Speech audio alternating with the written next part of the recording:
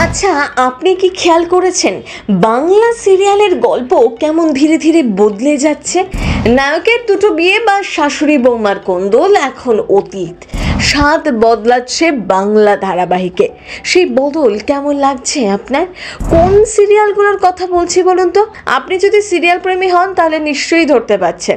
একটা সময় বাংলা সিরিয়াল মানে ছিল পরকীয়ার গল্প, কিন্তু সাম্প্রতিক কয়েকটি সিরিয়াল দেখিয়ে দিয়েছে বাংলা সিরিয়ালের গল্প অন্যভাবে পরিবেশন করা যায়। লেখক লেখিকারা দাম্পত্য কলহ, সংসারের দ্বন্দ্ব থেকে বেরিয়ে পরিণত প্রেম, শাশুড়ি বৌমার বন্ধুত্বের গল্প লেখার চেষ্টা করছেন। সেই তালিকায় ইতিমধ্যেই নাম লিখিয়ে ফেলেছে বেশ কয়েকটি ধারাবাহিক। এগুলোর মধ্যে কোনটি আপনি দেখেন?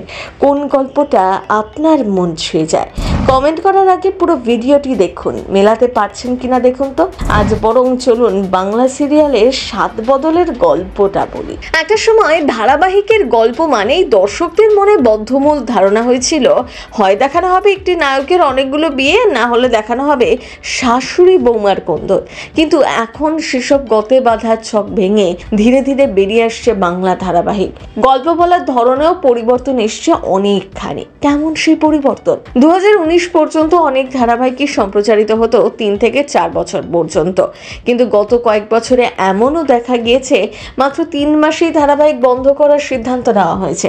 ইদানিং চ্যানেল কর্তৃপক্ষ, প্রযোজনা সংস্থাগুলি দর্শককে অন্য স্বাদের গল্প দেওয়ার চেষ্টায় রয়েছে।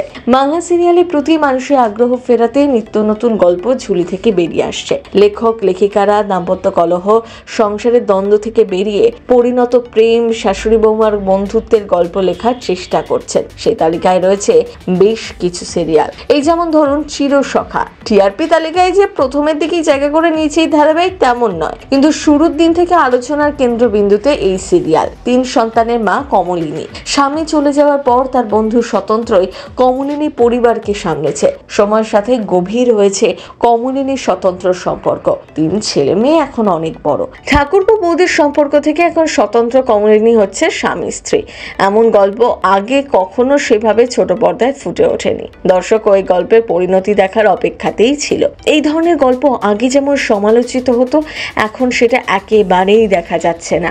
আরেকটা সিরিয়াল হলো পরিণীতা। রায়ান এবং পারুলের কাহিনীও পরতে পরতে অনেক চমক নিয়ে এসেছে। ছোট শহরের মেয়ে পারুল পড়াশোনা করতে এসেছে কলকাতায়।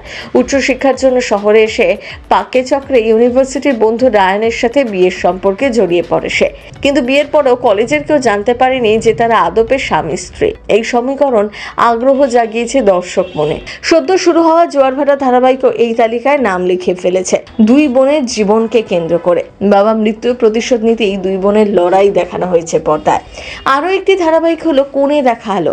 সব মিলিয়ে বলা যায় বাংলা সিরিয়ালে গল্প ধীরে ধীরে বদলাচ্ছে। এই বদল কেমন লাগছে আপনার? এর মধ্যে কোন সিরিয়ালটি আপনি দেখেন? ঝটপট লিখে ফেলুন কমেন্ট বক্সে। সিনে চক্র ব্যুরো।